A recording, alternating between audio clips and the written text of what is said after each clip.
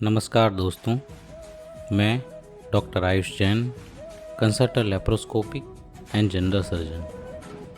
पिछले अंक में हमने देखा, ऋषिश्वर ने आगे कहा, कल्प वृक्ष से तो मांगने से सुख मिलता है, चिंतामणि रत्न के सामने चिंतन करने से सुख मिलता है, पर धर्म तो बिना मांगे और बिना चिंतन करे व्यक्ति को सुख देता है। यहाँ पूरे रामायण के वर्णन में जहाँ जहाँ धर्म शब्द आता है उसका अर्थ है वस्तु स्वभाव। वस्तु के स्वभाव को धर्म कहा जाता है। जैसे अग्नि का धर्म है जलाना, पानी का धर्म है शीतलता। किसी भी वस्तु के मूल स्वभाव को धर्म कहा जाता है। प्रत्येक जीव आत्मा है और आत्मा अपने मूल स्वभाव में आए तो उसे धर्म में आया ऐसा कहते हैं। अर्थात इस पूरे रामायण के वर्णन में जहाँ जहाँ ऐसा वर्णन आता है कि धर्म करो, धर्म में स्थिर हो, इसका अर्थ है आत्मा के मूल स्वभाव को जानो, उसमें अपने चित्त और बुद्धि को लगाओ। अब हम हमारी बात पर वापस आते हैं। मुनिराज से भविष्य जानकर दोनों ने उनको प्रणाम किया। दोनों अपना पूर्व भव जानकर चकित रह गई थीं, पर आगे का सुखद भविष्य जानकर निश्चिंत भी थीं। मुनिराज गुफा से जा चुके थे और दोनों सखियों ने यहीं गुफा में रहने का निश्चय किया, क्योंकि मुनिराज के संयोग से वह गुफा जैसे पवित्र हो गई थी। पर्वतों और वृक्षों के ऊपर अपनी किरणों को समेटता हुआ सूर्य धीरे धीरे डूबता जा रहा था और लाल वर्ण की संध्या ने धीरे धीरे अपना साम्राज्य फैलाना शुरू किया। गुफा में जंगली पशुओं की डरावनी आवाजें आ रही थीं, पर इन सब आवाज़ों में एक आवाज़ धीरे धीरे बढ़ती जा रही थी। भारी कदमों की आहट के साथ गुफा में पत्तों के चरमराने की आवाज़ से दोनों सखियां सहम के गुफा के मुहाने की ओर देखने लगीं।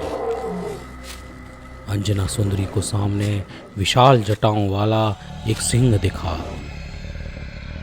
उसकी गर्जना गुफा में और ज़्यादा भयानक लग रही थी। उस गुफा में उस क्षेत्र का गंधर्व देव का निवास था। गंधर्व देव व्यंतर देवों का एक प्रकार है, जैसा कि हमने आगे देखा। नदी, पहाड़, पर्वत, इन सब के कोई ना कोई अधिष्ठायक व्यंतर देव होते हैं।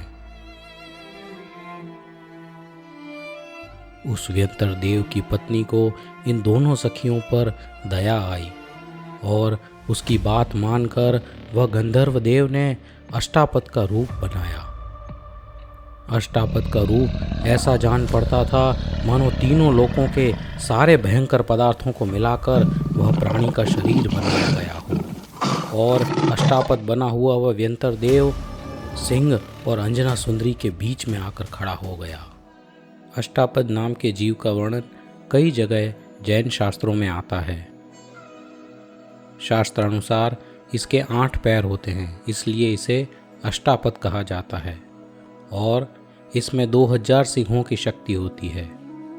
जिस प्रकार मनुष्यों में सर्वोत्तम चक्रवर्ती राजा होता है, देवों में सर्वोत्तम इंद्र होता है, उसी प्रकार प्राणी जगत में श्रेष्ठतम जीव अष्टापद होता है।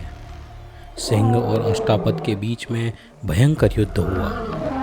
अष्टापद के सामने सिंह की शक्ति कुछ भी साथ में नहीं थी। उसने सिंह को मार डाला। गंधर्व देव सिंह को मारकर अत्यंत हर्षित हुआ और हर्षित होकर उसने गुणकारी मद्य का पान किया और अपनी स्त्री के साथ मधुर, सुंदर और हृदयद्रावक संगीत बजाने लगा।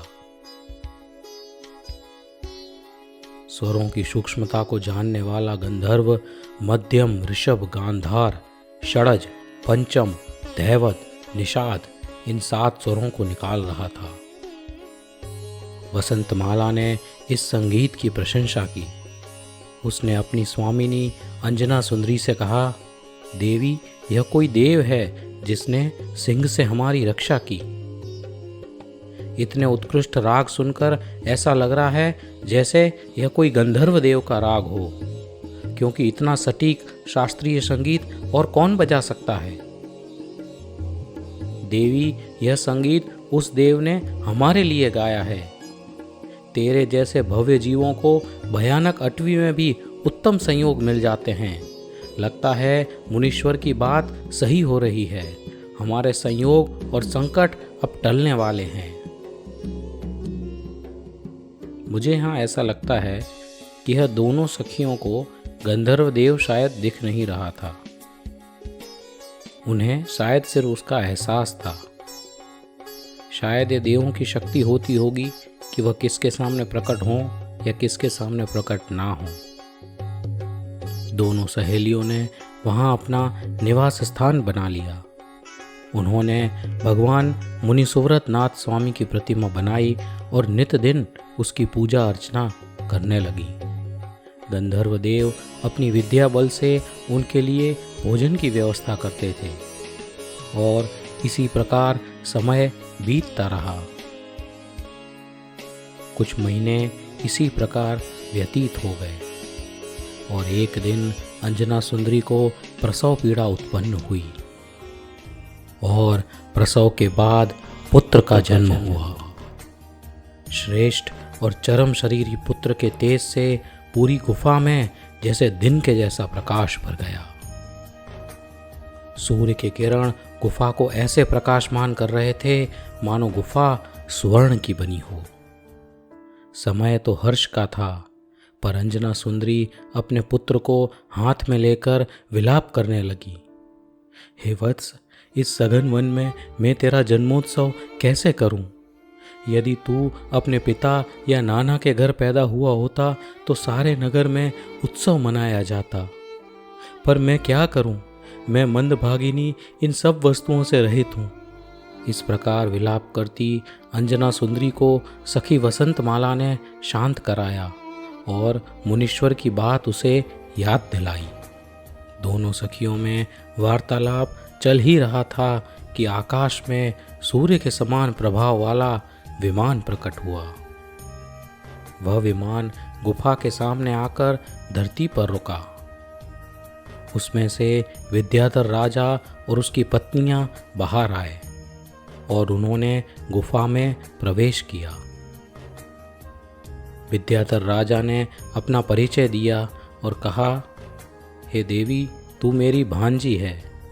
मैं तेरा मामा प्रतिसूर्य हूँ और अभी हनुरू नाम के द्वीप का रहने वाला हूँ। मुनीश्वर की वाणी को इतने महीने बाद सत्य होता देख दोनों सखियों की आंखों में आंसू आ गए।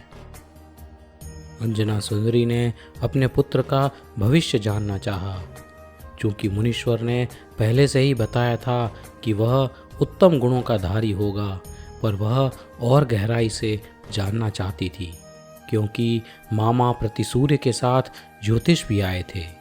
ज्योतिषी ने बालक के जन्म का समय पूछा। वसंतमाला ने बताया कि रात्रि में जब अर्ध प्रहर बाकी था तब यह बालक का जन्म हुआ था।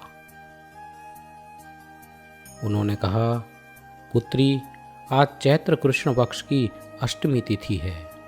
श्रावण नक्षत्र है और सूर्य दिन का स्वामी है। सूर्य मेष राशि में और बृहस्पति कर्क राशि में उच्च स्थान पर है। मंगल और बुध क्रमशः वृष और मीन राशि में मध्य में विराजमान है। इस बालक के सूर्य, मंगल और बृहस्पति इसके राजयोग को सूचित करते हैं और शनि इसका मुक्तिदायिनी योग का सूचक है।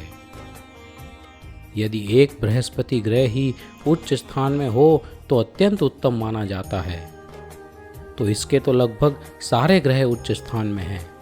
इस पुत्र का ज्योतिष चक्र सर्व दोषों से रहित है। अपने पुत्र का उत्तम भविष्य जानकर माता अंजना सुंदरी अत्यंत प्रसन्न हुई। मामा प्रतिसूर्य ने भांजी अंजना सुंदरी की आप बीती सुनी। उन्हें अंजना सुंदरी की बात पर विश्वास हुआ। उन्होंने निश्चय किया कि भांजी अंजना सुंदरी के ऊपर लगे हुए कलंक की बात वह नगर में किसी को नहीं बताएंगे। उन्होंने कहा, बेटी अंजना, चलो हमारे हनुरूह नगर में चलो, वहीं हम अपने बालक का जन्मोत्सव करेंगे। गुफा के स्वामी गंधर्व देव को दोनों सखियों ने प्रणाम किया और अब तक उनकी रक्षा करने के लिए उन्हें हृदय से धन्यवाद दिया। दोनों सखियां अपने मामा के साथ पुत्र को लेकर गुफा से बाहर निकलीं।